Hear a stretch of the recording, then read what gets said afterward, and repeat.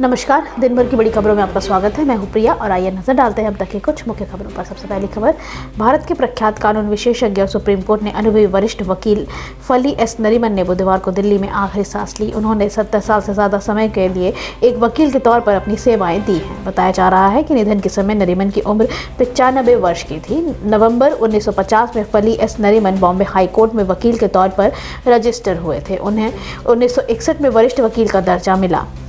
उन्हें मई 1972 में भारत के एडिशनल सॉलिसिटर जनरल नियुक्त किया गया था। नरीमन को जनवरी के 1991 में पद्म विभूषण से सम्मानित किया गया था। वरिष्ठ वकील के साथ साथ वे 1991 से 2010 तक बार एसोसिएशन ऑफ इंडिया के अध्यक्ष भी रहे हैं।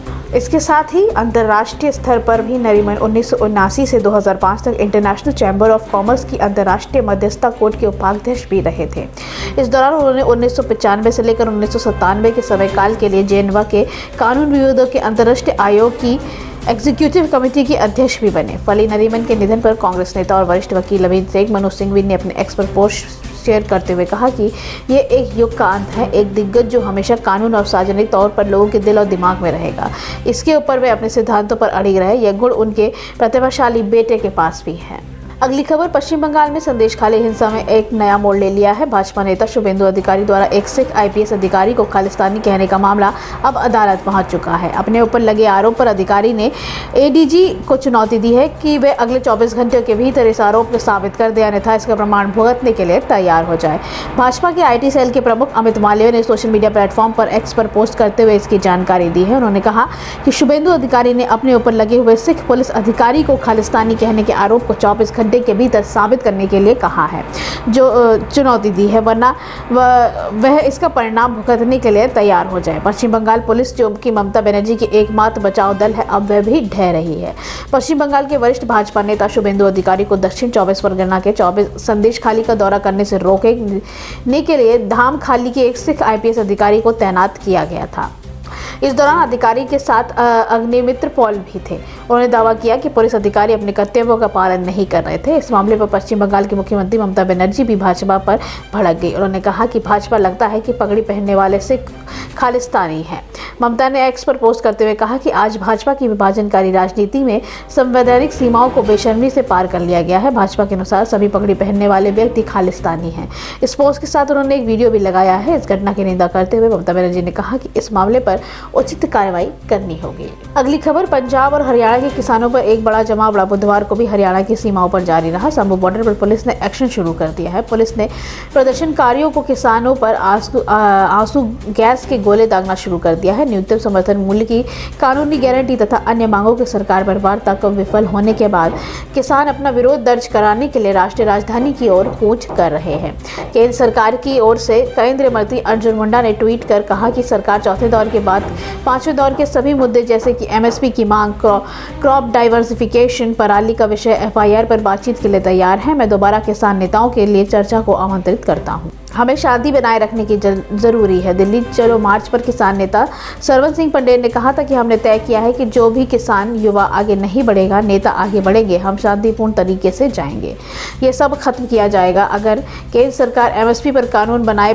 प्रदर्शनकारी और सुरक्षा कर्मियों के बीच झड़प की अप्रिय घटना को रोकने के लिए दोनों राज्यों के अंतर्राज्यीय सीमा क्षेत्रों तक पहुंचने के लिए जेसीबी, प्लेन केन, पोकलेन, टीपर या अन्य भारी अर्थ मूविंग उपकरणों का प्रतिबंध लगा दिया है। प्रदर्शनकारियों ने भाजपा हरियाणा की संभू सीमा पर पटियाला जिले में हरियाणा पुलिस के कंक्रीट बैरिकेड्स को तोड़ने के लिए लोहे की चादरों से ढके और कई ट्रैक्टर को तैनात किया था। किसान यूनियन नेताओं ने सोमवार को सरकारी एजेंसियों द्वारा 5 साल पर एमएसपी पर दालें, मक्का और कपास खरीदने के केंद्रीय प्रस्ताव को यह कहते हुए खारिज कर दिया कि यह किसानों के हित में नहीं है। यह घोषणा किसान नेता श्रवण सिंह पटेल और जगजीत सिंह दल्लेवाला की बैठक के बाद हुई है। अगली खबर, कांग्रेस में 6 साल से के लिए निष्कासित किए गए आचार्य प्रमोद कृष्णन का नाम इन दिनों हर किसी की जुबान पर है। इसकी वजह यह है कि हाल ही में प्रमोद कृष्णन के निमंत्रण पर प्रधानमंत्री मोदी ने उत्तर प्रदेश के संभल जिले में श्री कल्की धाम मंदिर की आधारशिला रखी है। आचार्य प्रमोद कृष्णन कल्की धाम पीठाधीश्वर हैं। हालांकि जिस तरह से प्रमोद कृष्णन के बुलावे पर पीएम मोदी आए, उनके सियासी मायने भी निकाले जा रहे हैं। दरअसल कहा जा रहा है कि कांग्रेस पार्टी पहले ही आचार्य प्रमोद कृष्णन को बाहर का रास्ता दिखा चुकी है। ऐसे में बीजेपी के साथ बढ़ रही उनकी नजदीकियां और फिर पीएम मोदी के श्री कल्की धाम आना यह दिखा रहा है कि आचार्य प्रमोद के लिए बीजेपी के लिए कुछ बड़ा प्लान किया हुआ है। इस बात की चर्चा हो रही है कि आचार्य प्रमोद को बीजेपी 2024 में लोकसभा चुनाव के संबंध सीट से टिकट भी दे सकती है। इस सीट से 2014 में आचार्य प्रमोद ने कांग्रेस के टिकट पर चुनाव लड़ा था। इस बीच एक तस्वीर भी खूब सोशल मीडिया पर वायरल हो रही है। इस तस्वीर में प्रधानमंत्री मोदी, उत्तर प्रदेश के मुख्यमंत्री योगी आदित्यनाथ और आचार्य प्रमोद कृष्णन को देखा जा सकता है। तस्वीर में पीएम मोदी आगे चल रहे हैं। इस तस्वीर को शेयर करते हुए एक यूजर ने आचार्य प्रमोद कृष्णन को बधाई दी, जिस पर उन्होंने तुरंत जवाब देते हुए शुक्रिया भी कहा। कहीं न कहीं ये तस्वीर भी उनके बीजेपी में जाने की पुष्टि के तौर पर दिखाई दे रही है। यह गौर करने वाली बात है कि ये जब 1 फरवरी को आचार्य प्रमोद कृष्णन ने पीएम मोदी से मुलाकात कर उन्हें श्री कल्की धाम मंदिर की आधारशिला रखने के लिए निमंत्रण दिया था, उसके ठीक 10 दिन बाद यानी कि 10 फरवरी को कांग्रेस ने उन्हें पार्टी विरोधी बयानबाजी और अनुशासनहीनता को ध्यान में रखते हुए 6 साल के लिए पार्टी से निष्कासित कर दिया था। अगली खबर, बिहार विधानसभा में बजट सत्र के दौरान बुधवार को विपक्ष ने सदन में जोरदार हंगामा किया। सदन के अंदर वेल के आकर महागठबंधन के विधायक ने हंगामा करने लगे। महागठबंधन के विधायक बीजेपी एमएलए शैलेंद्र के बयान से नाराज थे।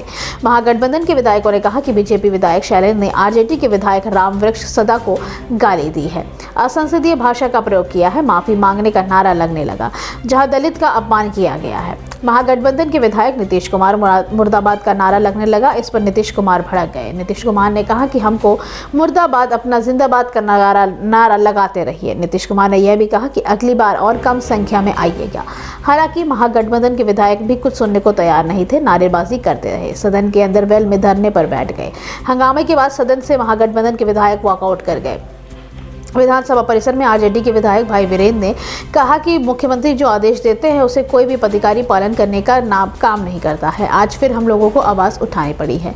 सीएम नीतीश कुमार ने जो मंगलवार को शिक्षा विभाग को आदेश दिया था उसका अनुपालन नहीं हुआ। खड़े होकर नीतीश कुमार गलत बयानबाजी कर रहे हैं। पत्र में लिखा है कि 10 से 4 तक स्कूल चलेगा, लेकिन जो शिक्षकों को आदेश दिया गया था वो पहले के जैसा ही रहेगा, यानी शिक्षक 8:30 बजे तक स्कूल पहुँचेंगे। ये तुगलकी फरमान है। भाई वीरेंद्र ने कहा कि मुख्यमंत्री को 1 मिनट भी अपने पद पर बने रहने का कोई अधिकार नहीं है। कल हमारे एक विधायक को बीजेपी एमएलए ने अपमानित किया है, असंसदीय भाषा का प्रयोग किया है, उसका भी स्थगन कर दिया गया है, लेकिन कार्यस्थगन को भी सदन में नहीं पढ़ने दिया। ये कैसा लोकतंत्र है। आखिरी खबर, केंद्र सरकार और किसान संगठनों के बीच अब तक एमएसपी समेत कई अन्य मुद्दों को सुलझाने के लिए फॉर्मूले पर सहमति नहीं बन पाई है।